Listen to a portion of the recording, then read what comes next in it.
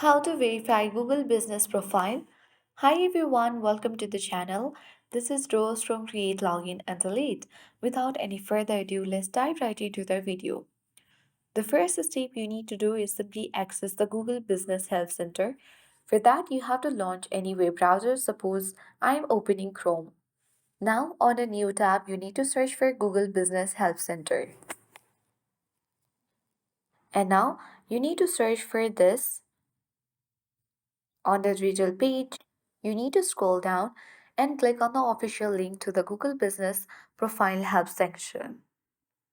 On the Help Center, you need to select the option of Fix Verification Issues link. When you scroll, you will find the topic. Once done, you need to scroll down and locate Contact Us. Select that. Here you have to specify your problem. Choose I am unable to verify my business account option. Now here you have to choose the best description of this issue. You can choose any one of those. For now, I am selecting no way to verify is offered and select the next button.